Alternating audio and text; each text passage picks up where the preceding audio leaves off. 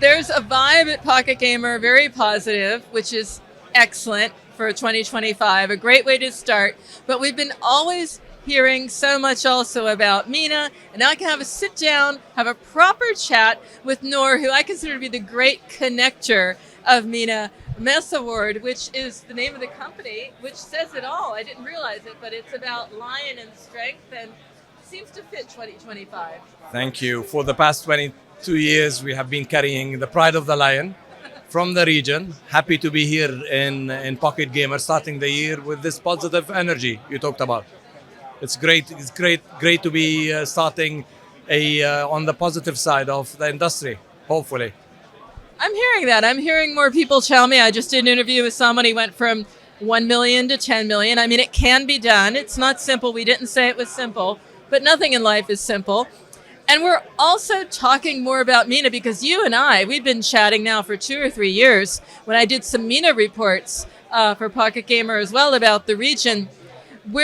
But it's a varied region, so you can't say where in the Middle East, but I will ask about some of the opportunities there because they've shifted.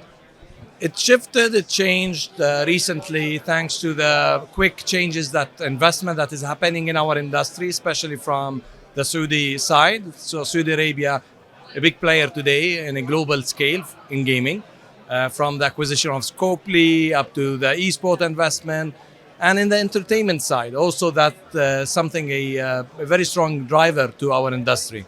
So the region changed. When you look into the MENA region between the Gulf region, GCC countries, which Saudi, UAE, Qatar, Kuwait, Levant, which is the Jordanian, Syrian, Lebanese, and today with the new political changes that is happening in Syria, this is a big market that we all think that will drive more traffic especially to the gaming side, entertainment side. And then we have Iraq, Yemen, and all the North African side and the African, Egypt. And so people, when they talk about MENA region, it's one word, but it's a very diversified word with the different cultures. Even sometimes the language spoken is totally different. But it's the most growing markets, as we always talk about in the world year by year, and a great opportunity for 2025 for everyone. I mean, it's a good market for games, so it is a revenue opportunity. It's where you can make money, but also the talent. We chat a lot about the untapped talent. How is that evolving? Because before there was a talent gap, but that was 3 years ago. So I'm imagining some of these programs are really, literally bearing fruit at this point. So in Jordan and through the gaming lab, we played a major role in filling the gaps when it comes to building the capacity, not only young Jordanians who are into the gaming, for the region itself. So because Jordan has been in the forefront of tech in the region, so we have been feeding the region with tech people, and 13 years now through the gaming lab, training, building conferences. Happily, we host together Pocket Gamer Connects every year in Jordan. 2,500 people attended this year, which is a huge number for a country like Jordan and the region. So the talents gap is being a bit smaller. Investment, thanks to the regional investment coming from Saudi Arabia, UAE, whether Abu Dhabi, Dubai, and recently we are hearing more news from Qatar, investing into the gaming scene, entertainment scene. Together, I think we will have and we have a user base, as you know, huge gaming user base, especially the mobile. I think we will be building a new generation of gaming business, different than the previous years.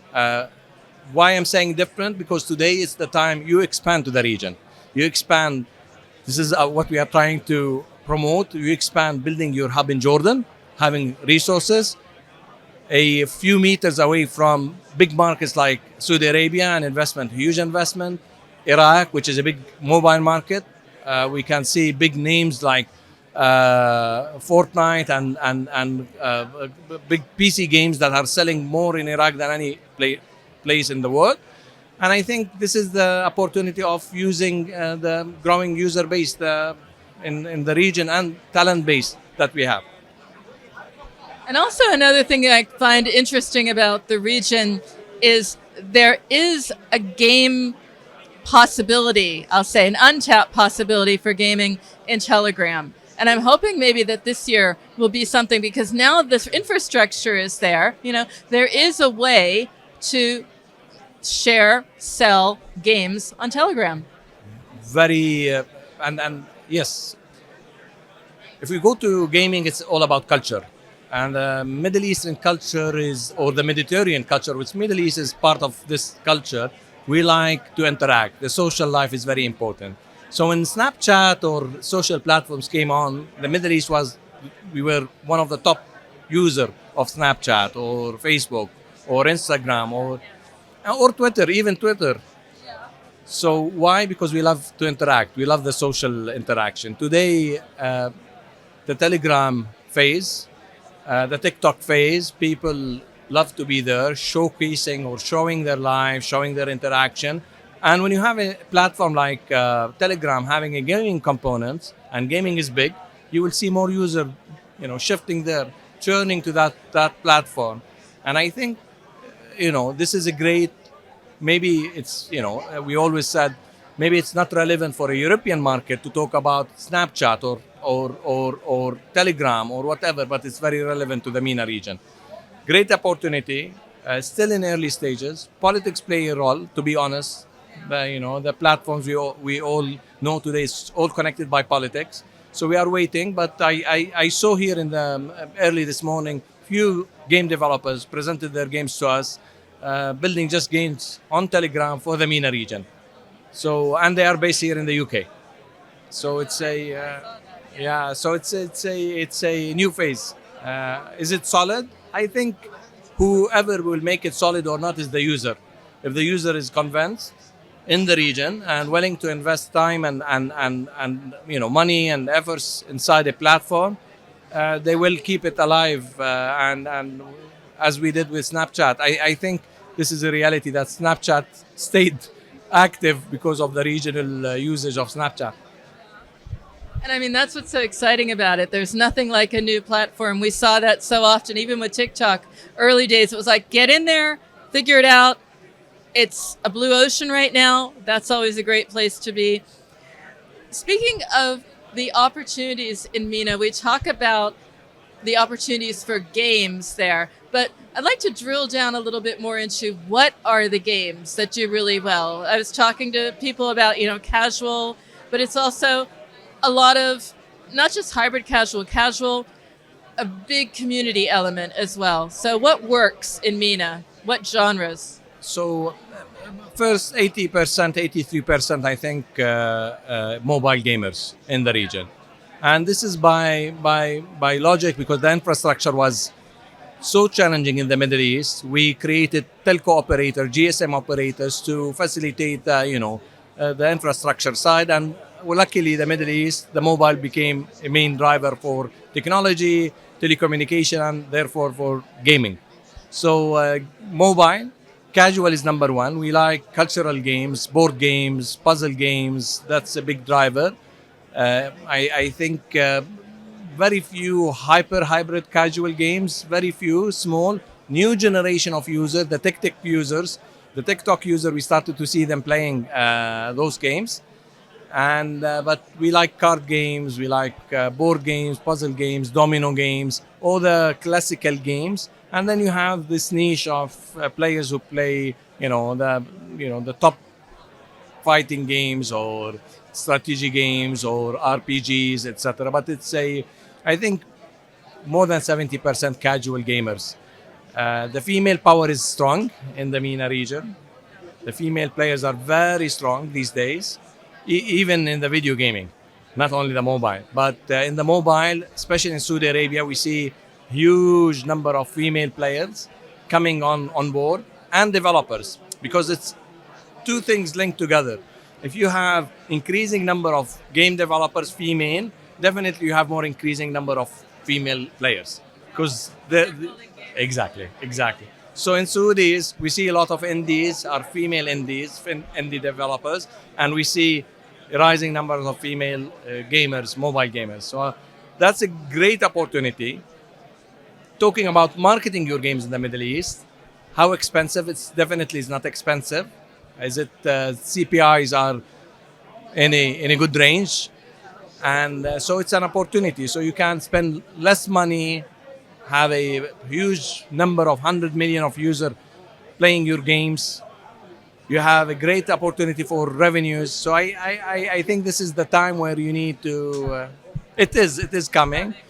We are unfortunately, to be honest, linked with also what is happening around us, political upsets that is happening. Now it's being more into the direction of more relaxed, hopefully 2025. So through Pocket Gamer, I talk with people since this morning. I'm telling them, keep an eye, a very close eye to the Middle East. This is especially for the small studios. I'm not talking about the big names, talking about the young 2-3 developers sitting next to me in Leamington Spa, trying to build the game, trying to go to the US market, the tier 1 country. I'm telling them, I'm 3 hours away from you, cheaper CPIs, and I can make you maybe not 100, but 60% of what you will be expecting to generate in the US by spending or tier 1 countries. So start with us and expand. Absolutely. And it's not just about the CPIs, it's also the experimentation. We know we have to keep testing, we have to keep evolving, improving. Those CPIs make a big difference when you want to try to make a big, successful game.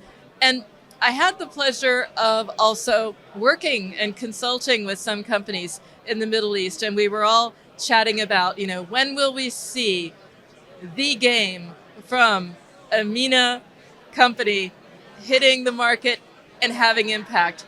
Any thoughts on that? Because I think we're further along. I mean, this was 3 years ago that we were chatting about this. I think we're closer.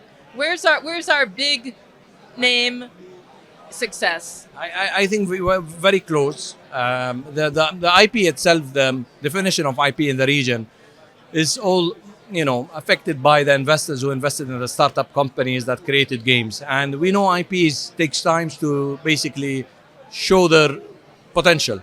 And most of the investors, unfortunately, in the region were afraid to invest in IPs. They invested in publishers and publishing houses that brought more mature IPs to the region, localizing, culturalizing it, and selling it because the money is easier and can be calculated easy. Recently, we have a new generation of investors wake up, people who, especially when we have foreign investors coming to the region, that yes, perfect that you have money, but this is not your IP. You need to create new IPs, or you have IPs, let's work on it.